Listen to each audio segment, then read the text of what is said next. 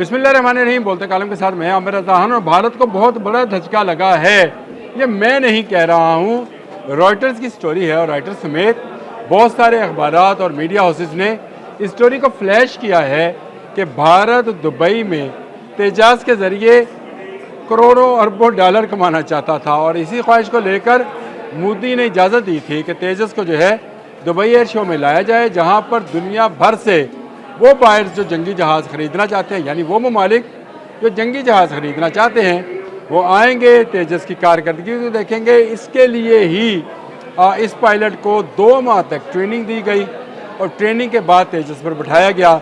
लेकिन क्या करें, टूटी वहीं पर कमंद जहाँ पर शिकार था, जहाँ पर उनके बाहर देख रहे थे इस सारे एयर शो को, वहाँ तेजस जो था उस पर ख़ास नज़रें थी, क्योंकि भारत ने इसके लिए बहुत लंबी चौड़ी प्लानिंग कर रखी थी। 1983 से जारी इस प्रोजेक्ट में भारत खुद अपनी एयरफोर्स को 40 के करीब तेजस नहीं दे सका था, लेकिन भारत का ख्याल था कि दुनिया के बहुत सारे ममालिक को एक ऐसे जहाज़ की ज़रूरत है जो कम कीमत हो और ज़्यादा इफेक्टिव हो, यानी 4.5 जनरेशन कहा जा रहा था। हुआ क्या कि पिछले साल भी इनके बहुत सारे ममालिक के साथ बातचीत चल रही थी। मार्च 2024 को राजस्थान में तेजस गिर जाता है, तमाम मामला जो है दब जाता है। और इसके बाद जब मार्का हक हुआ, जो उनके बकौल जो है वो संदूर ऑपरेशन था, उसमें तेजस को ये सामने नहीं लाए, क्योंकि तेजस के बारे में ये कहा जा रहा था कि बहुत सारे ममालिक, जिनमें अफ्रीकी ममालिक भी शामिल हैं, वो तेजस को ख़रीदना चाहते हैं और इसलिए उसको सामने नहीं लाया गया कि अगर उसमें गिर जाता तो और ज़्यादा सुबकी होती और जो इनके साथ मुआहदा करने के लिए MOU साइन कर चुके थे ममालिक, वो उससे पीछे हट जाते। इसलिए अब ये मौका था कि दुबई में उसकी कलाबाजियाँ दिखाई जाती, पीछे से दुम से निकलता हुआ धुआं दिखाया जाता, परों से निकलते हुए शोले दिखाए जाते और फिर कहा जाता कि तेजस जो है इस खत्ते का बेहतरीन जहाज़ है, 4.5 जनरेशन है।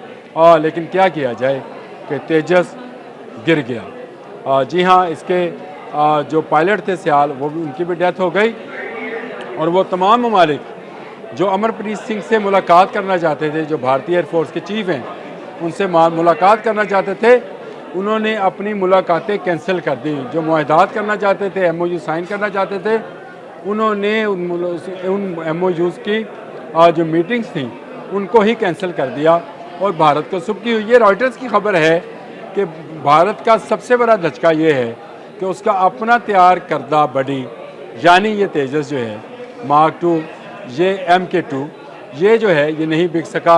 हालांकि इसमें अमेरिकी इंजन है। मैंने आपको पहले भी बताया था कि जनरल इलेक्ट्रॉनिक्स का F404 इंजन इसमें इस्तेमाल किया गया है, बहुत तेज़ रफ्तार है और भारतीय दावे के मुताबिक ये दुनिया के 4.5 जनरेशन के जहाज़ों में बड़ी आला पोजीशन पर मौजूद है। लेकिन हुआ क्या, गिरने के बाद अब इसकी साख ख़त्म हो गई। पहले ये लीक हुआ, ग्राउंड हो गया, नया जहाज़ लाया गया कि उसके ज़रिए करतब दिखा के लोगों को रिझाया जाए।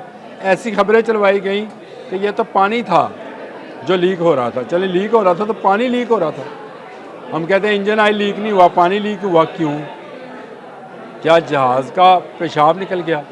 अब देखें, जहाज़ ने 2 कलाबाजियाँ ली और उसके बाद वो जा पड़ा। मैंने इंडिया टुडे की स्टोरी पर भी काम किया, जिसने बताया कि जो पायलट था वो इजेक्शन बटन, जो इजेक्ट करने के लिए, जहाज़ में से निकलने के लिए हादसाती तौर पर लगाया जाता है ताकि वो बहिफाजत उतर जाए, जिस तरह राजस्थान में उतर गया था, लेकिन इजेक्ट बटन ने काम नहीं किया। तो इसका मतलब ये है कि मुकम्मल तौर पर टेक्निकली ये फॉल्ट सामने आया। इस स्टोरी के मुताबिक भारत को ये बहुत बड़ा धचका है। भारत जो अब जहाज़ एक्सपोर्ट करने की सोच रहा था, कहाँ 83, कहाँ 2025, 42 साल के बाद उसको ख्याल था कि शायद वो एक ऐसा जहाज़ बनाने में कामयाब हो गया है जो थर्ड वर्ल्ड के बहुत सारे ममालिक जो हैं उनको फ़रोख्त किया जा सकता है। इसमें उनको ज़्यादा तवज्जो इसलिए भी चाहिए थी कि JF-17 थंडर ब्लॉक 3 जो है बहुत सारे मुल्कों में एक्सपोर्ट हो रहा है। एक में तो चला भी गया अज़रबैजान में, बाकी से हमारे पास ऑर्डर्स हैं। और अभी इस दुबई शो में भी हमारे ज़हीर बाबर साहब ने जो है एक और मुस्लिम मुल्क के साथ मुआहदा किया है, यानी MOU साइन हो गया है। और इसमें कितने जहाज़ उनको चाहिए होंगे और कितने हम बनाकर दे पाएंगे, इसकी वो जो डिटेल्स हैं, जो निटी-गिटीज़ हैं, वो तय की जानी हैं। लेकिन भारत के लिए ये इतना बड़ा झटका है जिसमें से बहुत लंबे अरसे तक वो नहीं निकल सकेगा। भारत ने पहले, भारतीय मीडिया ने इसका इल्ज़ाम पायलट पर लगाने की कोशिश की। जब वो कामयाब नहीं हुआ तो फिर उन्होंने ये इल्ज़ाम अमेरिका पे लगाने की कोशिश की। और अब जो है दुनिया की मीडिया हाउसेस जो हैं पुकार कर बता रहे हैं कि मोदी का प्लान था कि इस जहाज़ को बेचकर वो लाखों डॉलर लाएगा, लाखों अरबों डॉलर लाएगा और अपने मुल्क की दिफा को मजबूत बनाएगा और भारतीय जहाज़ जो है दूसरे मुल्कों में भी प्रवास करेगा। लेकिन क्या किया जाए, पिछले साल राजस्थान में गिर गया, इस साल दुबई में तेजस को हादसे का शिकार होना पड़ा, जिसमें उनका एक कीमती पायलट भी अपनी जान से गया। ये खबर ज़्यादा बड़ी है, याद रखिए कि पायलट इजेक्ट नहीं हो सका। इसका मतलब ये है कि हंगामी सूरत हाल में इस जहाज़ में जो एग्ज़िट होने का रास्ता है वो भी बंद हो जाता है और वहाँ से पायलट बाहर नहीं आ सकता है। वो इंडिया टुडे की स्टोरी में तो चीखों पुकार का भी जिक्र है और ये भी कहा गया है। लेकिन मैं तो इस वक्त सिर्फ रॉयटर्स की इस स्टोरी से लेकर कि रॉयटर्स ने छाप दिया कि भारत का वो ख्वाब कि वो इसके ज़रिए अरबों करोड़ों डॉलर जो है वो कमा सकता है, जहाज़ को बेच सकता है, वो ख्वाब चकनाचूर हो गया। और अगर मैं एक लफ्ज़ का इसमें इजाफ़ा कर दूं कि हमेशा के लिए चकनाचूर हो गया, क्योंकि अब तेजस तो बिकने वाला नहीं है। इसमें जो इंजन है जनरल इलेक्ट्रिक का, वो आप बदलेंगे तो किस मुल्क का इंजन लेकर आएंगे? अगर आप अपना इंजन बना सकते होते तो फिर आप जनरल इलेक्ट्रॉनिक की तरफ क्यों जाते हैं, अमेरिकन की तरफ? क्वेरी आपका जो इंजन है वो भी नाकाम हो गया था। तो ये जहाज़ प्रोजेक्ट जो है अरबों खरबों डॉलर खाने के बाद अब मेरा ख्याल है कि यहाँ इसको बंद कर दिया जाएगा, क्योंकि तमाम तेजस जो हैं वो ग्राउंड कर दिए गए हैं।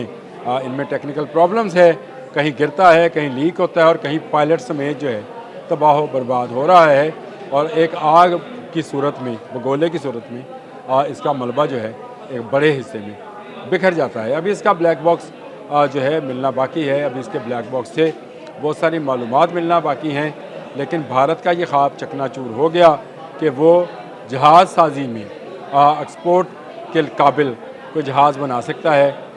ये ख्वाब उनका हमेशा हमेशा के लिए चकनाचूर हो गया। वो पाकिस्तान के JF-17 थंडर को देखकर ज़्यादा पुरजोश थे कि उनका जहाज़ भी जो है वो 4.5 जनरेशन का है, क्योंकि हमारा ब्लॉक 3 जो है वो भी 4.5 जनरेशन का जहाज़ है। अमेरिकन इंजन को लेकर और वो और ज़्यादा पुरजोश थे कि दुनिया की बेहतरीन टेक्नोलॉजी जो है अमेरिकन है, इसमें कुछ शक भी नहीं है। लेकिन जो अमेरिकन टेक्नोलॉजी को भी ना संभाल पाए, जो एक ऐसा जहाज़ ना बना पाए जो JF-17 थंडर को टक्कर दे सकता, उनका जहाज़ गिर रहा है एक साल में 2 मरतबा और उसका इंजन ऑयल लीक हो रहा है। तो इसका मतलब है कि सोचने की बात यह है कि भारत आने वाले कई साल तक एरोनॉटिकल इंजीनियरिंग में वो कामयाबी हासिल नहीं कर सकता जो पाकिस्तानी एरोनॉटिकल इंजीनियर्स ने बहुत कम अरसे में हासिल की है। JF-17 थंडर मुकम्मल तौर पर ब्लॉक 3 और ब्लॉक 4 तो बन रहा है।